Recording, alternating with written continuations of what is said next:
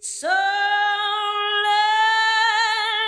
bring on the men and let the fun begin. A little touch of sin. Also, I fail to see how anybody can take her seriously after she called Earthworm Jim a sexist video game when it's a fucking satire that aims to make fun of sexist tropes.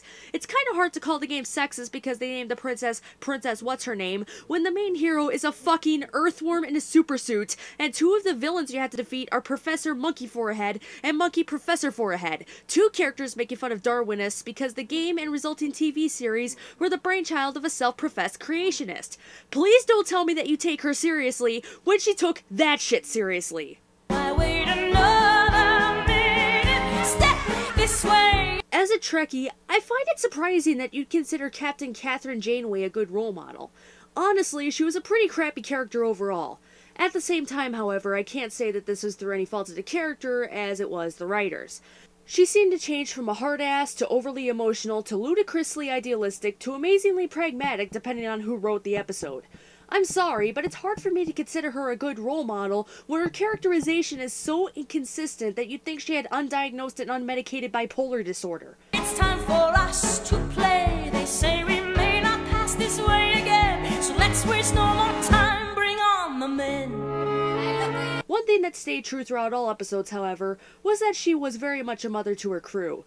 But she even took that too far at times, not wanting to order anyone to do something dangerous if she wouldn't do it herself.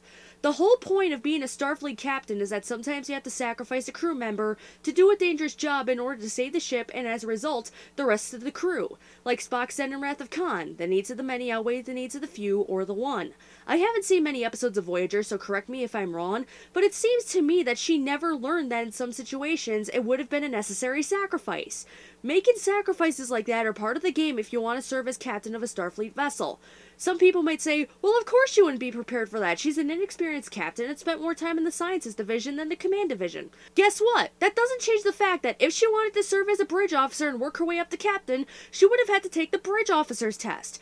Part of passing that test involved a scenario in which the officer being tested had to send someone to solve a problem and give up their life so the ship and crew could survive. Even science officers who wanted to become bridge officers had to take that test.